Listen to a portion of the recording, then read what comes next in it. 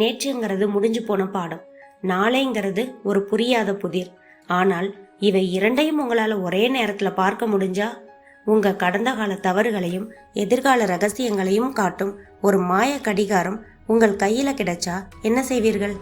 கதிர் என்பவன் வாழ்வில் நடந்த அந்த விசித்திரமான கதையை இன்று பார்ப்போம். ஒரு சின்னஞ்சிறிய தெருவில் கதிர் கடிகார கடை என்ற பலகை மங்களா தொங்கிட்டு இருந்தது. பலகையில கா என்ற எழுத்து கொஞ்சம் சாஞ்சிருந்தது. கதிர் பல தடவை சரி செய்ய நினைத்து ஒவ்வொரு முறையும் நாளை பார்க்கலாம் என்று ஒத்தி வைத்திருந்தான். அந்த நாளை இன்னும் வரவில்லை. கடையின் உள்ளே பழைய கடிகாரங்களோட டிக் டிக் சத்தம் மட்டும் கேட்கிறது. கதிர் தனது ஒற்றை கண்ணில் லென்ஸை மாட்டிக்கொண்டு ஒரு கடிகாரத்தை பிரித்து கொண்டிருந்தான். கடையின் சுவர்களில் 100க்கும் மேற்பட்ட கடிகாரங்கள் தொங்கின. ஒவ்வொன்றும் ஒவ்வொரு நேரம் காட்டின. யாரேனும் சரியான நேரம் என்ன என்று கேட்டால் கதிர் சட்டென்று பதில் சொல்ல மாட்டான். ஏனென்றால் எந்த கடிகாரத்தை நம்புவது என்று அவனுக்கே தெரியாது. இந்த வாட்சுக்காரன் பேட்டரியை மாற்ற சொன்னானா இல்லை என் உசுரை எடுக்க சொன்னானே தெரியல. ஒரு ஸ்க்ரூ கூட கலல மாட்டேங்குதுன்னு தனக்கு தானே சொல்லி கொண்டிருந்தான். அந்த நேரம் கடையின் கதவு மெதுவாக திறக்குது. ஒரு விசித்திரமான நீண்ட கோட் மற்றும் பெரிய தொப்பி அணிந்த ஒரு தாத்தா உள்ளே வர்றாரு. அவர் கையில் ஒரு பழைய தங்க நிற பாக்கெட் கடிகாரம் இருக்குது. கதிர், வாங்க தாத்தா, என்ன விஷயம்? கடிகாரம் ஓடலையா இல்லை பேட்ரி போயிட்டுதா? பேட்ரி மாத்திரக்கா 50 ரூபா ஆகும், முன்னாடியே சொல்லிடுறேன்னு சொன்னான். தாத்தா கதிரின் முகத்தையே பார்த்தாரு. ஒரு நிமிஷம் பேசவே இல்லை. பிறகு மெல்லிய குரல்ல ஆனால் தெளிவா, தம்பி, இது பேட்டரியில் ஓடுறது இல்லை, இது விதியால் ஓடுறது. இதை சரி பண்ணி தருவியான்னு சொல்லி தாத்தா ஒரு பழைய தங்க நிற பாக்கெட் வாட்சை நீட்டுகிறார். அதில் முட்கள் தாறுமாறாக சுற்றுகின்றன. கதிர் நகைச்சுவையாக, என்ன தாத்தா அது, வாட்சா இல்லை மிக்சியா, இவ்வளோ வேகமாக சுற்றுது? சரி வைங்க பார்ப்போம்னு சொல்லிட்டு கதிர் தலையை குனிந்து அந்த வாட்சை திருக முயல்றான். ஒரு நொடி கழித்து நிமிர்ந்து பார்த்தா தாத்தா அங்கே இல்லை. கடை காலியாக இருக்கிறது. கதிர், அட என்னடா அது, ஆளு காணாமல் போயிட்டாரு. ஓ, காசு கொடுக்காம எஸ்கேப் ஆக பிளான் பண்ணுறாரோன்னு சொல்லிக்கிட்டே இருந்தான். அப்போது திடீர்னு அந்த கடிகாரம் ஜொலிக்க தொடங்குது. கடையின் சுவரில் மின்னல் வேகத்தில் 3 பிரம்மாண்டமான மரக்கதவுகள் தோன்றுது. அதில் நேற்று, நாளை, இன்று என்று எழுதப்பட்டுள்ளது. கதிர் பயந்து போய் மெல்ல நேற்று என்று எழுதப்பட்ட கதவை திறக்கிறான். அங்கே அவன் 5 வருடங்களுக்கு முன்பு இருந்த ஒரு கல்யாண மண்டபத்திற்குள்ள நுழைகிறான். கல்யாண மண்டபத்தில் நாதஸ்வரத்தோட சத்தம், மலர்களின் மனம், பட்டுப்புடவைகளின் சலசலப்பு, இது எல்லாம் இருக்குது. இப்போதைய கதிர், அடே அதே மண்டபம், அதே பன்னீர் செம்பு, இதோ அங்கே பாரு, இளநீர் பாயசத்தை 3வது தடவை வாங்கி குடிச்சிட்டு இருக்கானே, அவன்தான் என்னோட நண்பன் மணி, இன்னைக்கும் அப்படியே தான் இருக்கான். அங்கே நடந்த காட்சியை பார்த்துக்கிட்டே கல்யாண மண்டபத்தை வலம் வர்றான். அப்போது அங்கே பழைய கதிர் ஒரு ஓரமாக நின்று கண்ணாடியில் தன் தலையை வாரிக்கொண்டும் சட்டையை சரி செய்து கொண்டும் இருந்தான். அவன் கையில் ஒரு ரோசாப்பூ வேற இருக்குது. அதை பார்த்த இப்போதைய கதிர் பழைய கதிர் அருகில் சென்று, டே தம்பி, இப்போவும் ஒன்றும் கெட்டு போகலை, அந்த பூவை அப்படியே போட்டுட்டு பிரியாணி அண்டா பக்கம் போயிரு, உனக்கு லவ்வெல்லாம் செட் ஆகாதுடான்னு கத்தாத குறையா சொன்னான். ஆனால் பழைய கதிருக்கு இது கேட்கலை. அவன் மேகலாவை பார்த்ததும் ஸ்லோ மோஷனில் நடக்கிறான். பின்னணியில் ஒரு மெலடி பாடல் வேற ஒலிக்குது.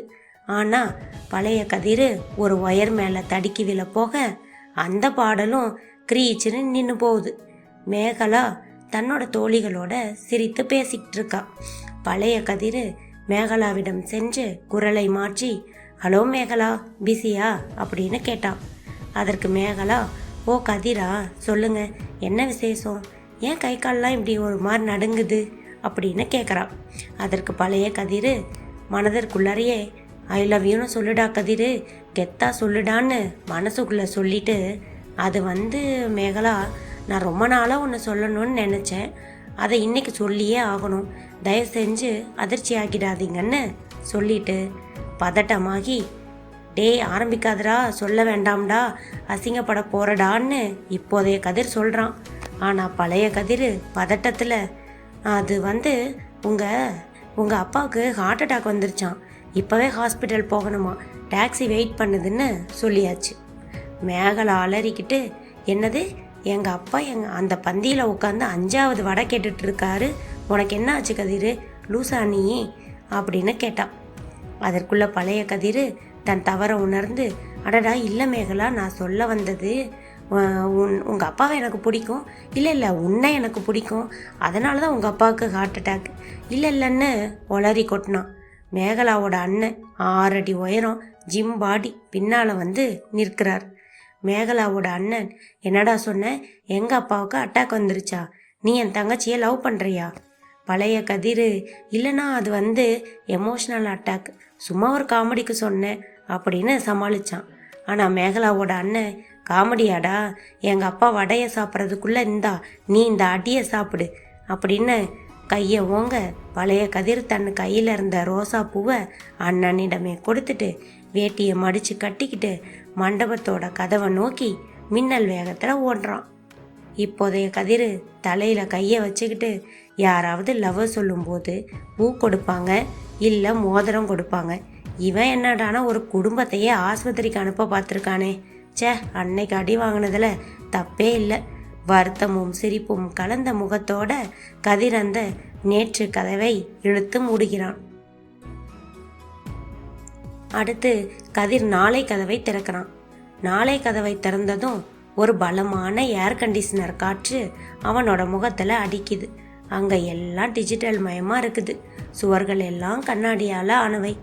இப்போதைய கதிர், அப்பாடா ஏசி காற்று சும்மா சில்லுன்னு வருது.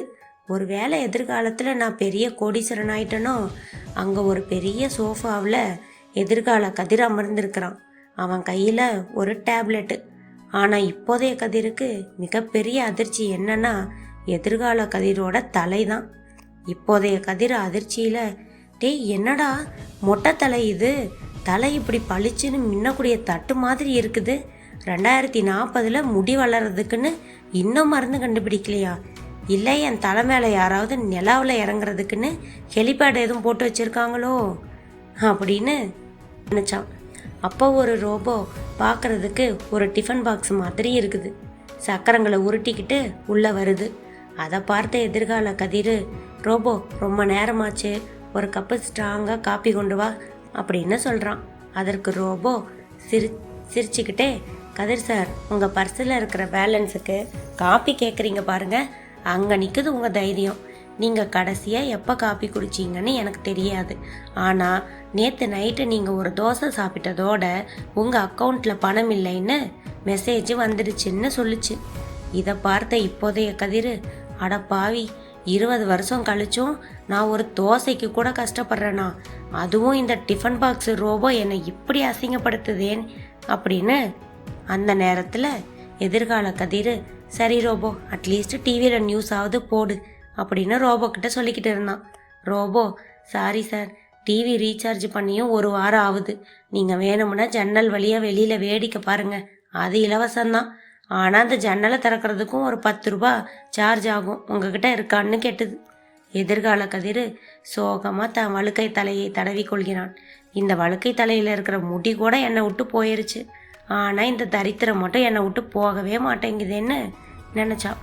இப்போதைய கதிர் கடுப்பாகி, டே கதிர், வழுக்கை மண்டை வந்தால் கூட பரவாயில்லடா, ஆனால் இந்த டிஃபன் பாக்ஸ் ரோபோ கிட்ட டெய்லி ரோஸ்ட் ஆகிறத பார்த்தா அதை நினச்சா தான் எனக்கு பயமாக இருக்குது. எதுக்கு இந்த ஃப்யூச்சர், இப்படியே ஓடி போய் நாளைய கதவை மூடுறது தான் நமக்கு நல்லது. எதிர்கால கதிரின் வழுக்கை தலையில் ஒரு ஈ அமர்ந்து வழுக்கி விழுவதை பார்த்ததும் வழுக்கி விழுவதை கண்டதும் இப்போதைய கதிர் பதறி அடித்து கொண்டு அந்த கதவை டமார்னு சாத்துறான்.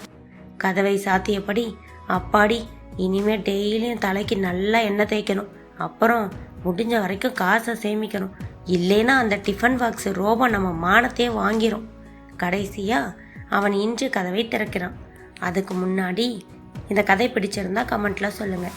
இன்று கதவை திறந்த கதிர் அங்கே அவன் தனது கடையிலேயே உட்கார்ந்து அந்த விசித்திர கடிகாரத்தை பார்த்துக்கிட்டு இருந்தான். அப்போது ஒரு ஏழை சிறுவன் கடைக்கு வருகிறான். சிறுவன், அண்ணா, எங்கள் அப்பா எனக்கு பரிசாக கொடுத்த கடிகாரம் இது, இப்போ ஓடலை, இது சரி பண்ணி தருவீங்களா, திரைக்கு பின்னால் கதிரோட குரல்.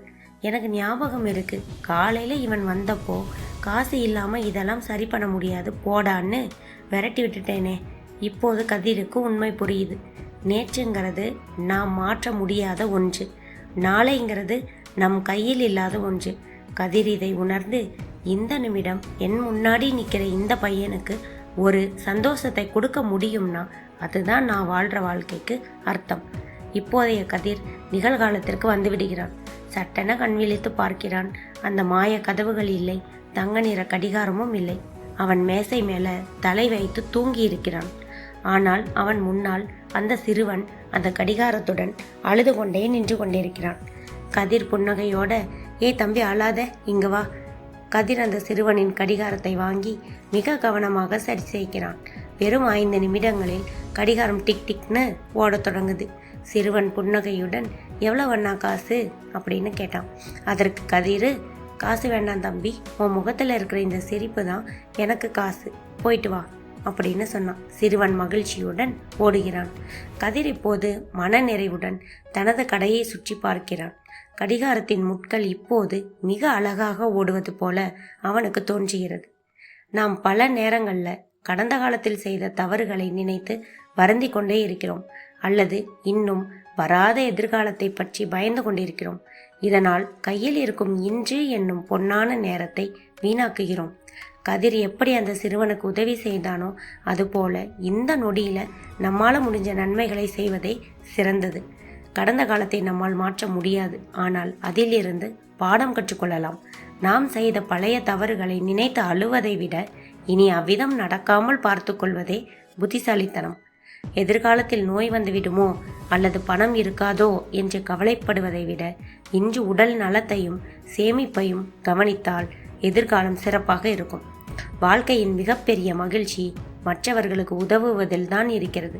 கதிர் பெரிய பெரிய அதிசயங்களை பார்த்தாலும் அந்த சிறுவனின் கடிகாரத்தை சரி செய்து கொடுத்த போது கிடைத்த ஆத்ம திருப்தி எதிலுமே கிடைக்கவில்லை. சுருக்கமாக சொன்னால், முடிந்து போனது வரலாறு, வரப்போவது புதிர். இன்று நம் கையில் இருக்கும் இந்த நிமிடம் மட்டுமே நிஜம். அந்த நிஜத்தை அன்போடும் பயனுள்ளதாகவும் வாழ்வோம். எனக்கு கொஞ்சம் குரல் சரியில்லை ஃப்ரெண்ட்ஸ், கொஞ்சம் அட்ஜஸ்ட் பண்ணிக்கோங்க. இது போன்ற கதைகளை தொடர்ந்து கேட்க இணைந்திருங்கள். லைக், கமெண்ட், சப்ஸ்கிரைப் பண்ணி எனக்கு சப்போர்ட்டும் பண்ணுங்கள். வேற ஒரு நல்ல கதையோடு மீண்டும் சந்திப்போம். நன்றி, வணக்கம்.